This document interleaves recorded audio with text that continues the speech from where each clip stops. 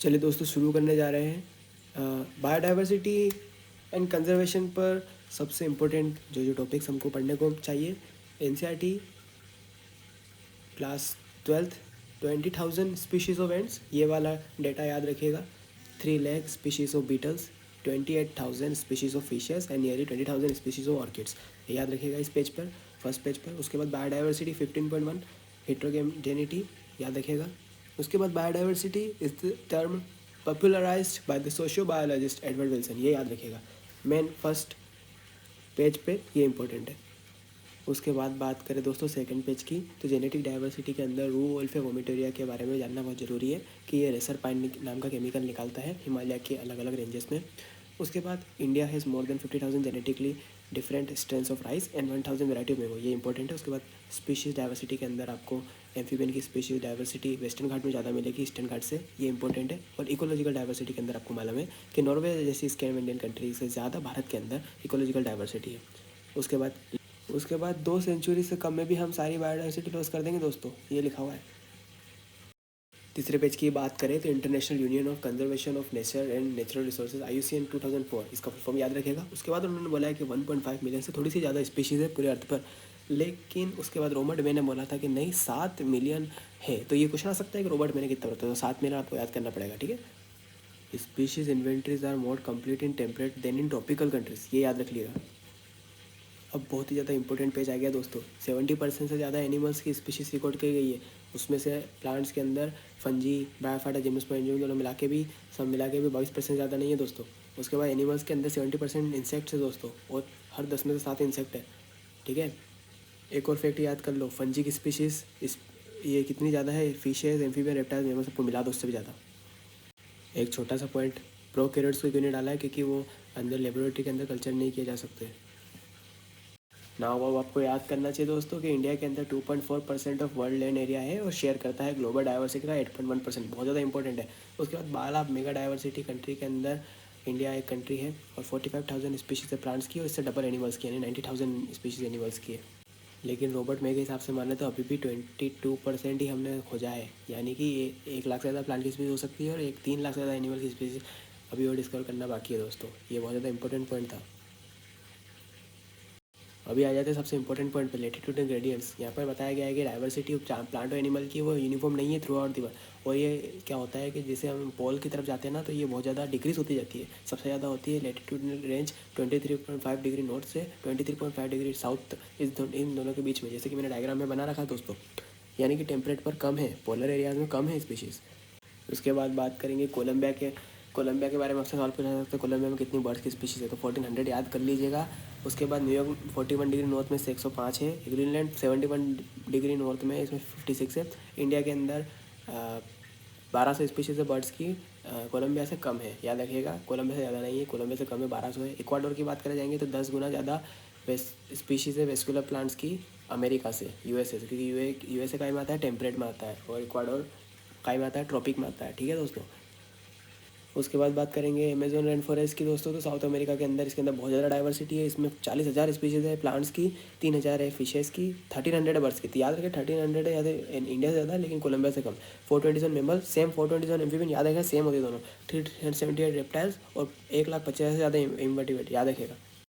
यहाँ पर एक इंपॉर्टेंट चीज़ याद रख ली दोस्तों कि speciation is generally function of time, बहुत ज़्यादा इंपॉर्टेंट है। अनलाइक टेम्परेट रीजन दोस्तों, subjected to frequent glaciers in the past, tropical latitude have remained relatively undisturbed for millions of years, याद है undisturbed।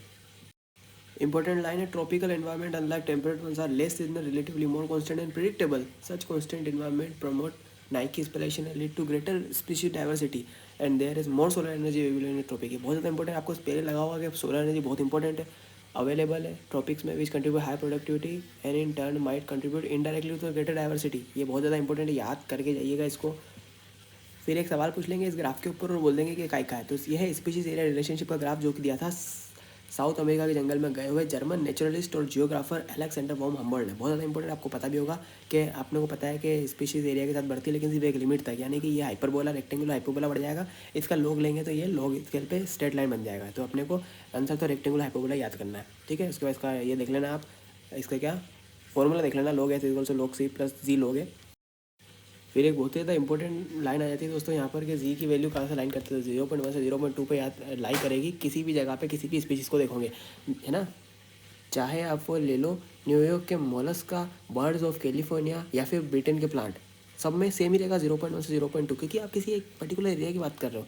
लेकिन ये बढ़कर 0.6 से 1.2 तक हो जाएगी अगर आप पूरे इंटायर कॉन्टिनेंट की बात कर रहे हो। For example fruit eating birds of और and mammals of tropic forest are of different continent, the slope is found to be 1.15। तो डिफरेंट कॉन्टिनेंट, पूरे कॉन्टिनेंट की बात करेंगे तो 1.15 ये क्वेश्चन आ जाता है दोस्तों। 1.2 ऐसा ऑप्शन में आ जाएगा, डायरेक्ट लगा देना। अगर पूरे कॉन्टिनेंट की बात करें तो ज़्यादा लगाना, याद रहे 0.1 0.2 लगाएंगे अगर किसी पर्टिकुलर एरिया की बात करेंगे। बहुत ज़्यादा इंपॉर्टेंट क्वेश्चन है यहाँ पर दोस्तों। स्टेबल कम्युनिटी को ज़्यादा वेरिएशन शो नहीं करना चाहिए प्रोडक्टिविटी में ईयर टू ईयर। उसके बाद इट मस्ट इधर रेजिस्टेंट और रिसिलियंट टू ओकेशनल डिस्टर्बेंस, या and it must also resistant to invasion by alien species. We don't know how these attributes are linked to species richness community. उसके बाद David Tilman आया दोस्तों, long term ecosystem explain करा उन्होंने outdoor plots के ऊपर, provide some tentative answer क्या था दोस्तों।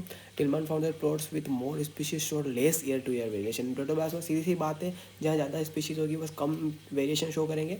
उसके बाद अगर increase diversity contribute high productivity, diversity बढ़ाएंगे प्रोडक्टिविटी बढ़ेगी, ये बताया था डेविड टिलमैन ने, ठीक है।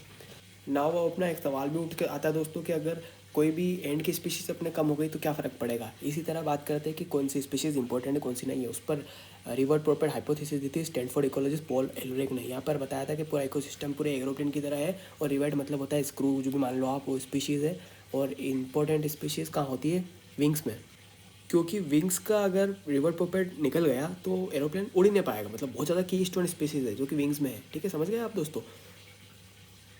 तो वो स्पीशीज़ जो की स्टोन स्पीशीज़ है उनका ख़त्म होना बहुत ज़्यादा जानलेवा हो सकता है एनवायरनमेंट के लिए, बहुत ज़्यादा थ्रेटनिंग हो सकता है। उसके बाद बात करेंगे लॉस ऑफ बायोडाइवर्सिटी के अंदर। तो पैसिफिक आइलैंड के अंदर ह्यूमन का कोलोनाइजेशन जो हुआ था ह्यूमन्स के द्वारा, उसमें 2000 स्पीशीज़ नेटिव बर्ड्स की अपन ख़त्म कर चुके हैं। और IUCN की रेड लिस्ट ने 2004 में extension of 784 species including 338 vertebrates, 359 invertebrates and 87 plants. सब याद रख लेना दोस्तों, एक भी चीज़ भूलना मत। इनवर्टिब्रेट ज़्यादा है वर्टिब्रेट से, और प्लांट 87 है। ये 500 साल के अंदर अपन खो चुके हैं, ये भी याद रखना, 500 ईयर्स। उसके बाद मॉरिशस से डोडो गया, अफ्रीका से क्वागा गया, ऑस्ट्रेलिया से थाइलासिन गया, और रशिया से स्टेलर सी काऊ गई, और 3 सब स्पीसीज ऑफ टाइगर जैसे कि बाली, जावा एंड कैस्पियन, ये हम खो चुके हैं। और लास्ट 20 ईयर्स में ही हम डिसअपीयरेंस विटनेस कर चुके हैं 27 स्पीशीज़ की दोस्तों, काफ़ी ज़्यादा है ये। Some groups like amphibians appears to be more vulnerable to extinction. इसका कारण ये हो सकता है कि एक्सटर्नल फर्टिलाइजेशन होता है इनके अंदर, ज़्यादा वनरेबल एक्सटेंशन के अंदर। बात करें दोस्तों तो 15,500 स्पीशीज़ है वर्ल्ड वाइड जो एक्सटेंशन की थ्रेट को फेस कर रही है। और प्रेजेंटली 12% ऑफ सारी बर्ड्स, 12% बर्ड्स, 23% सारे मेमल्स, 32% एम्फीबियन ज़्यादा है यहाँ पर। मैंने बोला था आपको 31% जिम्नोस्पर्म फेस कर रहे हैं थ्रेट ऑफ एक्सटेंशन हो जाएंगे दोस्तों। एक सवाल यहाँ पे भी आ सकता है कि कितने एक्सटेंशन के एपिसोड हो चुके हैं। तो मास एक्सटेंशन के 5 एपिसोड हो चुके हैं, अभी छठा चल रहा है, 6th एक्सटेंशन चल रहा है, ये क्वेश्चन आ सकता है बिल्कुल।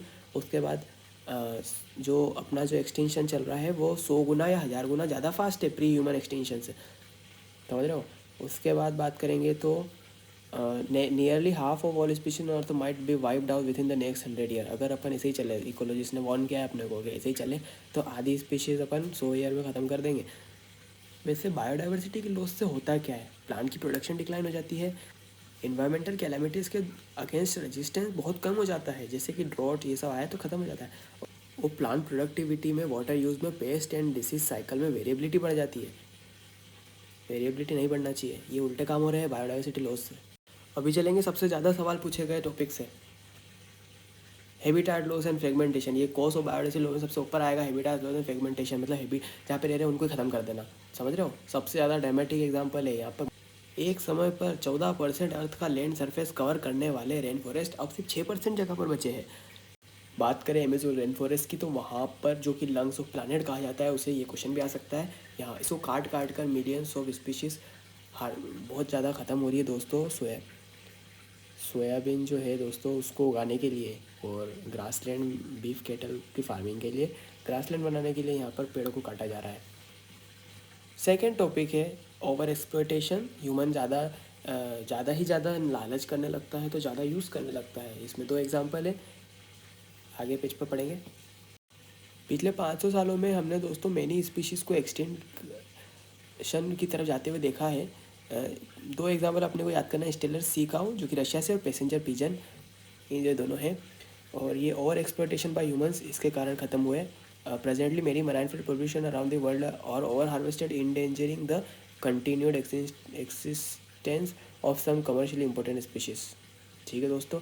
उसके बाद एलियन स्पीशीज इन्वेंशन, मतलब बाहर की स्पीशीज़ जब आती है किसी एक जगह पर किसी भी पर्पज़ के लिए अनइंटेंशनली, वो क्या होता है कि लाई जाती है लेकिन इन्वेजन हो जाता है। उसके बाद जैसे कि हम बात करेंगे एग्जांपल, ईस्ट अफ्रीका के अंदर लेक विक्टोरिया है, वहाँ पर नाइल पर्च नाम की मछली को लाया गया था। इवेंचुअली वो 200 से ज़्यादा शिशलेट फिशों को ख़त्म कर गई, यानी कि उनको कंपटीशन बढ़ गया और वो ख़त्म हो गई। लाइन पर्च इन्वेजन कर गई दोस्तों, यहाँ पर बहुत बड़ी मछली होती है। उसके बाद इम्पोर्टेंट दो एग्जाम्पल तो आपको याद ही होंगे। एक तो आपको याद होगा वाटर हाइसिंथ इकोनिया के बारे में, ये कह रहे हैं, और एक और कैरेट ग्रास के बारे में पार्थेनम, एक लेंथना के बारे में भी याद कर लो। और recently illegal introduction of the African catfish Clarias gariepinus, या नाम याद रख लो किसको लाया गया था, अफ्रीकन कैटफिश को कैरियस गेराइपनस को लाया गया था फॉर एक्वाकल्चर प्रपोज के लिए। Is posing a threat of to the indigenous catfish in our rivers. Indigenous catfish जो है उसको ये थ्रेट कर रही है। फिर उसके बाद बात करेंगे कोएक्सटिंक्शन की। कोएक्सटिंक्शन मतलब एक साथ ख़त्म हो जाना, किसी एक को दूसरे पर निर्भरता होती है और एक के ख़त्म होने से दूसरा भी ख़त्म हो जाता है। जैसे कि होस्ट फिश स्पीशीज़ अगर एक्सटेंड हो जाती है तो उसके ऊपर रहने वाला पैरासाइट भी ख़त्म हो जाता है दोस्तों। ठीक है, समझ गए। उसके बाद एक और जैसे कि प्लांट पॉलिनेटर के म्यूचुअलिज्म में चलता है, तो एक ख़त्म तो दूसरा भी ख़त्म, इसीलिए कोएक्सटेंशन भी एक बहुत हानिकारक एक्सटेंशन का बायोडाइवर्सिटी लॉस का कारण है। लेकिन सबसे ज़्यादा important habitats and loss and fragmentation, तो वो बहुत ज़्यादा इंपॉर्टेंट है। नाउ अब एक सवाल उठता है दोस्तों कि हम बायोडाइवर्सिटी को कंजर्व करें क्यों। 3 तरीके के इसमें मैं कारण आपको बताता हूँ। पहला नैरो यूटिलाइजेशन, मतलब सिर्फ अपने अपने बारे में सोचना, मतलब एक पेना एक, मतलब एक सीधी सीधी लाइन सोचना, जैसे कि हाँ मेरे काम क्या आ रहा है, तो मतलब मैं उससे क्या क्या ले रहा हूँ। तो firewood, fibre, construction material, pulses, tannin, ये सब मैं पेड़ों से ले रहा हूँ, इसलिए उसमें बचाना ज़रूरी है। ये पहला हो गया। इसमें एक और चीज़ देख लीजिए कि 25% ड्रग्स जो करंटली सोल्ड हो रही है मार्केट के अंदर, वो प्लांट कैंसर से ड्राइव हो रही है। 25,000 स्पीशीज़ ऑफ प्लांट्स कंट्रीब्यूट करते हैं उसमें, और मेडिसिन बनाने में भी बहुत ज़्यादा काम आता है इन प्लांट्स का। और किसी को पता नहीं है कि ट्रॉपिकल रेन फॉरेस्ट के अंदर अभी बहुत सारा मेडिसिन फाइंड करना बाकी है, एक्सप्लोर करना बाकी है। फिर बायो प्रोस्पेक्टिंग की बात करेंगे तो ये exploring molecular genetic and species level diversity for product for economic importance, बहुत ज़्यादा इंपॉर्टेंट है इकोनॉमिक, क्योंकि बच्चे यहाँ पे इकोलॉजिकल लगा के जाते हैं, वो नहीं लगाना है, यहाँ पे इकोनॉमिक लगाना है, मतलब पैसे के लिए, क्योंकि नेरो चल रहा है अभी, नेरो यूटिलाइजेशन चल रहा है, मतलब कि खुद के बारे में सोचना, डायरेक्ट फ़ायदा जिससे हो रहा है वो सोचना, तो उसके लिए। उसके बाद ब्रॉडली यूटिलाइजेशन के बारे में बात करेंगे तो ये होता है कि सब समाज के लिए क्या काम हो रहा है, सबके लिए क्या काम हो रहा है, मोटा मोटा सोच, मतलब इसमें थोड़ा ज़्यादा सोचना पड़ता है जो सबके लिए फ़ायदा करे। जैसे कि अमेज़न फॉरेस्ट जो होते हैं वो 20% टोटल ऑक्सीजन और फोटोसिंथेसिस के द्वारा देते हैं हमें। जैसे कि ये बहुत ज़्यादा का फ़ायदा हो गया, तो ये इसको ब्रॉड में डालेंगे। You can get some idea by finding out how much neighbourhood hospital spend on cylinder oxygen. तो हाँ दोस्तों, ये हमको जानने वाली बात है कि जो फॉरेस्ट बहुत अपने फ़ायदा करते हैं। उसके बाद पोलिनेशन जो है, bee, bumble bee, birds, bats, ये बहुत ज़्यादा इंपॉर्टेंट है ये। और फिर उसके बाद नेचर एस्थेटिक प्लेजर देता है हमें। थिक वुड के अंदर हम चलते हैं, फॉरेस्ट के अंदर वॉक करते हैं, तो बहुत ज़्यादा अच्छा एस्थेटिक प्लेजर मिलता है। और watching the spring flower full blossom on way, और waking up to the bulbul song in morning, ये तो आजकल बहुत कम देखने को मिलता है, लेकिन ये ब्रॉडली में आएगा। उसके बाद एथिकल में आएगा कि हमारे एथिक्स में हमें क्या कहते हैं। Ethical argument for conserving biodiversity relates to what we owe for million, देखो millions of plants and animal microbe species to whom we share this planet. Obviously यार, एथिकल इशू तो आपको पता ही है, आप जानते ही, मॉरल ड्यूटी हमारी है कि हम उन्हें बचाएं। और फिलोसॉफिकली और स्पिरिचुअली हमें हमारे धर्मों में भी ये बताया जाता है कि हमें किस तरीके से फ्यूचर जनरेशन में हमारा पास ऑन कर सके अच्छे नेचर को, इसलिए हमें बिल्कुल बायोडाइवर्सिटी को बचाना चाहिए।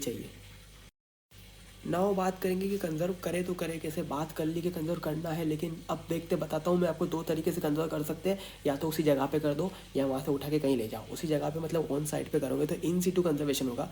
इसमें बात करेंगे कि हम जैसे कि बहुत बड़ा कोई एरिया है, उसमें ज़्यादा अपने को खर्चा नहीं करना है, तो वहीं पर बाउंड्री बना दो, नेशनल पार्क बना दो उसको, तो इन सीटू कंजर्वेशन मतलब उसी जगह पर हो जाएगा। समझ गए आप। यहाँ पर बायोडाइवर्सिटी हॉटस्पॉट जो होते हैं, जहाँ पर किसी एक जगह पे बहुत ज़्यादा आपको ज़्यादा स्पीशीज़ मिलती है किसी भी जानवर की और या फिर प्लांट्स की, तो उस बायोडाइवर्सिटी हॉटस्पॉट बोलते हैं। कोई स्पीशीज़ किसी एक ही जगह पर मिलती है तो उसको भी इन सिटू कंजर्वेशन किया जाता है।